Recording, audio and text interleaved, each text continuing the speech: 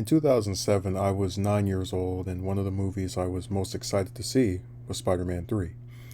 Even back then, before I was as immersed in the internet as I am now, it dawned on me that the film was not as well received as its immediate predecessor. I watched many reviews and over time went from really liking the movie to disliking it for the reasons that many of these reviewers would point to. It was upon rewatching it some years back that I liked it again.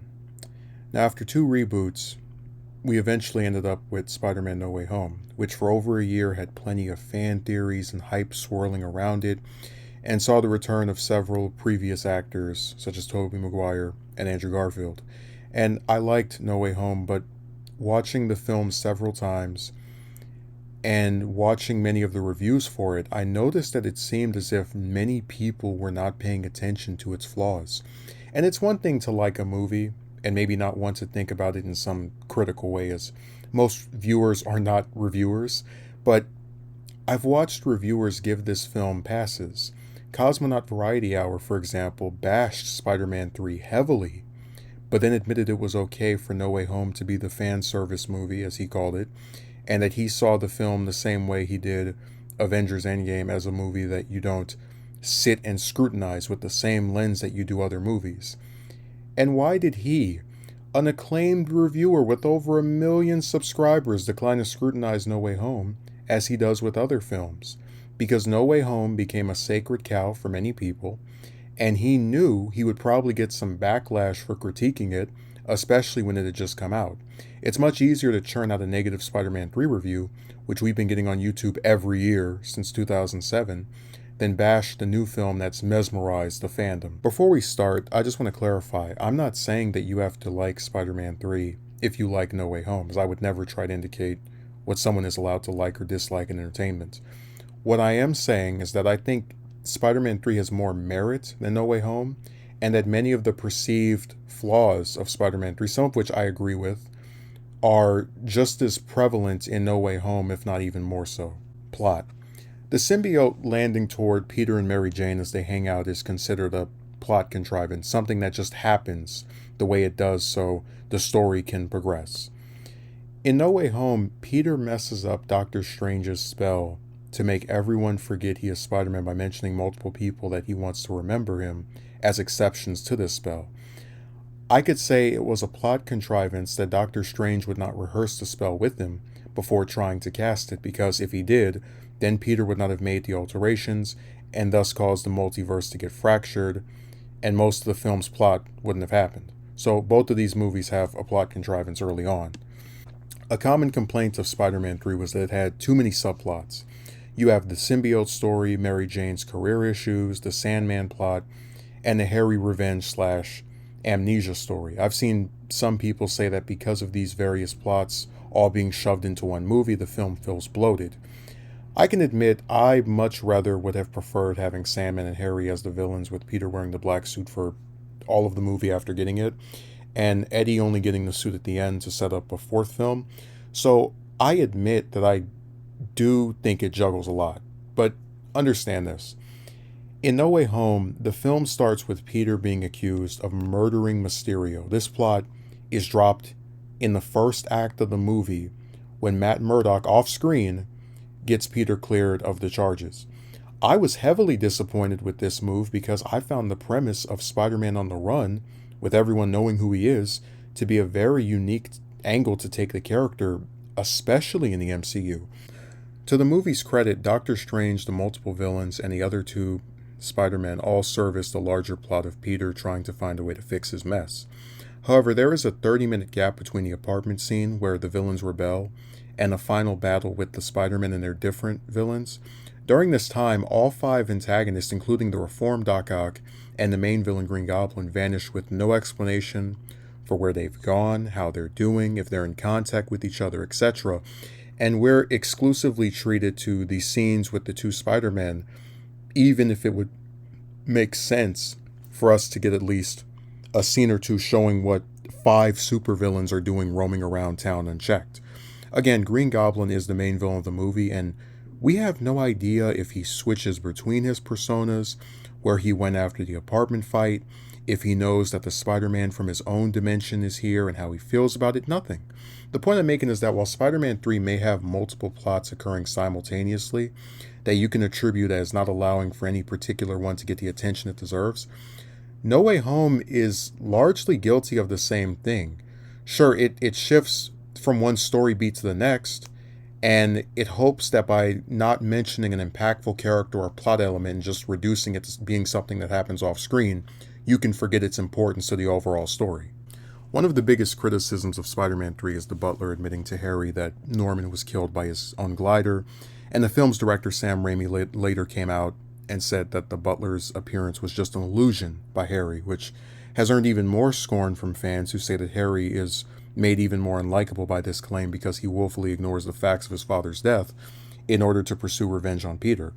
I think this is a fair point, but in No Way Home, Peter, a character who at this point has fought multiple villains, whether it be Vulture, Thanos, or Mysterio, and knows that they are dangerous to the people that he loves, has no problem having these mostly unrestrained villains sitting in his apartment right by his unprotected aunt, which directly leads to her demise. Harry knowing that Peter didn't kill his dad but still wanting revenge is just for the plot to happen. But Peter leaving his aunt unprotected around 5 supervillains is also just for the plot to happen. Although I would argue it's even worse because if Harry wasn't trying to get revenge for something that his butler knows wasn't Peter's fault but can't be bothered to tell him about, we would at least still have the Sandman and symbiote plots and arguably a movie with a tighter focus. The entire second half of No Way Home is predicated on Peter being an idiot by allowing his aunt to be around supervillains, the Goblin exploiting his stupidity, and hoping that the audience will be sympathetic enough to Peter as the main character to not criticize him for creating the circumstances that allowed his aunt to get killed. Too many characters. Spider-Man 3 has a large roster of lead characters, at least for a non-team superhero film. There's the main trio of Peter, Mary Jane, and Harry, but then also Jameson, Aunt May, Gwen and George Stacy, Dr. Connors, Sandman, and Venom. And I'm not counting every single character in the movie, but more so the named ones that come back from previous installments and or have some plot impactful role in the story. The only thing I'll say is that I really wish Aunt May had a bigger role in that film. She has 4 short scenes throughout the whole thing, and it's unfortunate because I think it was a missed opportunity to not have her react more to the symbiote wearing Peter during the time he's in the black suit.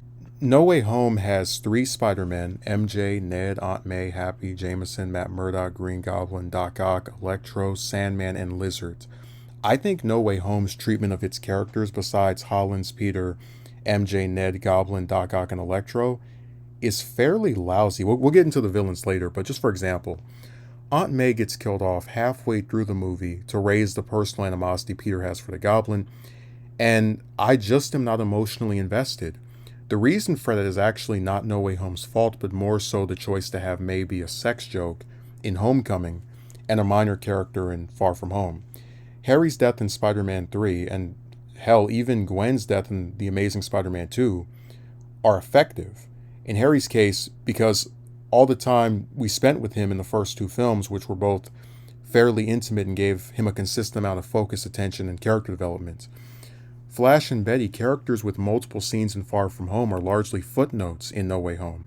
Even the 2 Spider-Men who aren't Holland aren't really handled that well, not even showing up until over 80 minutes into the movie. Sure, Garfield and Maguire give good performances, but we hardly find out anything about the time in between their last films and their appearances here.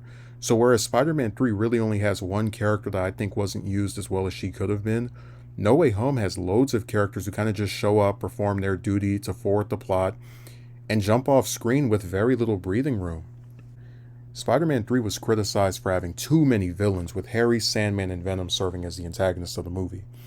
They were seen as detracting from each other, not allowing for anyone among them to get the focus they needed to be truly imposing or meaningful to the film's plot. It's one of the greatest ironies to me that as a child I watched people bash this film for having 3 villains, but then be completely fine with No Way Home's 5 villains. And I've never been someone who's against multiple antagonists in a movie. Into the Spider-Verse, for example, has multiple villains, but they are handled well, as the main antagonist, Kingpin, really just has a bunch of subordinates who still service the plot as his lackeys. The only criticism of Spider-Man 3's villains that I think is valid is that Venom was rushed. The arc for Eddie, however, is fairly solid in terms of setting up his animosity towards Peter and Spider-Man for their slights against him. And I would have preferred having his transformation as Venom be the film's ending, and then having him as the main antagonist in the fourth movie instead of only being in costume for the final part of the film. But when I look at the plot of No Way Home, I say this with sincerity. You can cut Lizard and Sandman out of that film, and there would be no difference or loss. You might actually make a better movie. Because while Green Goblin is the main antagonist, Doc Ock is the starter villain who has an arc of becoming a protagonist, and Electro serves somewhat as a lackey to the Goblin who is instrumental in the apartment scene and final battle, Lizard and Sandman have very little in the way of characterization or purpose to the plot. Sandman pops up to assist Spider-Man in catching Electro, which he likely could have done by himself as he was able to catch Doc Ock alone. And Lizard matters so little that he's apprehended off-screen by Doctor Strange and isn't even in the apartment. If I rewrite the film for Electro to be powered up like he was in TASM 2, and come close to defeating Maguire and Garfield by himself as a result, only for Doc Ock to save them while Holland faces the Goblin alone, you're still getting the same final battle, just with no throwaway antagonists. Spider-Man 3 does not have a throwaway villain. Harry, Sandman, and Venom all service the plot, but in No Way Home, only 3 of the 5 villains truly impact the story. Aesthetics. This is more about the appearance of things in both films and how one was nitpicked and the other was glossed over. Harry's costume as the new Goblin remains a subject of criticism for detractors of the movie, and I've always liked the costume because 1, it differentiates him from his father by not having him wear the same thing that he did, but also because I remember the mocking that took place for the supposed Power Ranger look of the Goblin's costume in the 2002 film. So, if they had Harry wear the Goblin costume from the first movie, people would complain. And in having him wear something else, people complained. Damned if you do, damned if you don't. Looking at the costuming in No Way Home, I'm mostly fine with it, but my singular point of criticism has to do with Electro. Now, I completely understand why they wouldn't want to adapt his costume from the comics, but the outfit they go with is this ensemble of a black shirt and beige pants with some pack on top of it. You really would think Jamie Foxx just came to set one day wearing a regular old outfit and they said, all right, we can have this as your character's costume. What's really sad is that the MCU outfits for both Vulture and Mysterio, the main antagonists in Homecoming and Far From Home, were really good and faithful versions that modernized the look, so to see them drop the ball so hard in Electro is really sad. At a minimum, they could have just had him wear some yellow jacket and then maybe some dark green pants, and I'm not even getting started on Goomba Lizard. The CGI in Spider-Man 3 has been praised as some of the best in the Raimi trilogy, with particular focus on the scene of Sandman assembling for the first time after getting his powers. The MCU in general has been on a graphical decline since Phase 1. It has much to do with the rushed nature of these films, so it's not a No Way Home specific issue, but it's still one that affects the movie nonetheless. Lizard looks just as bad as he did in The Amazing Spider-Man, which was also a rushed movie, although I think the script of that film was much tighter than No Way Home. Visually, almost nothing in No Way Home stands out to me. The apartment is very bland looking, with the unfortunate real-life circumstance of having to pretend everyone is in the room together when they were not, as this was shot during the height of the pandemic. There's also an over-reliance on CGI. I get where Holland's suit has to have CGI for some of its scenes, but I still can't believe the Goblin's mask, which was part of the practical effects of the 2002 film, is CGI 19 years later. We don't even get to see Sandman in his normal form, and he's instead reduced to a CGI character for the entire film, with a lazy reuse of footage from a 14-year-old movie to show what he looks like when he's normal. Like, they really couldn't just get Thomas Hayden Church to put on a green striped shirt and some brown pants for 10 seconds, and then de-age him afterward? Spider-Man 3 is a flawed movie, but No Way Home is an even more flawed film. I think many people were disappointed in Spider-Man 3 for not living up to the high quality of 2. And when No Way Home rolled around, they lowered their expectations on pretty much everything just so they could have the 2 previous Spider-Men and some of their villains show up. Quality of the film be damned. When I see sites like Rotten Tomatoes give No Way Home a 98% audience score, but a 51% audience score for Spider-Man 3, I really am amazed that such a deception was pulled. People really talk about No Way Home as if it's one of the best superhero films ever, and I've even seen some people argue it's the best Spider-Man film ever. Both claims being laughable to me, but illustrating that this film really does have a devout number of supporters and fans who completely gloss over its issues while browbeating Spider-Man 3 for the same things, even if the movie has a lesser amount than their sacred cow. If No Way Home is good, then Spider-Man 3 is great. If No Way Home is an 8 out of 10, then Spider-Man 3 is a 10 out of 10. If Spider-Man 3 is bad, then No Way Home is terrible. If Spider-Man 3 is a letdown, then No Way Home is a fiasco.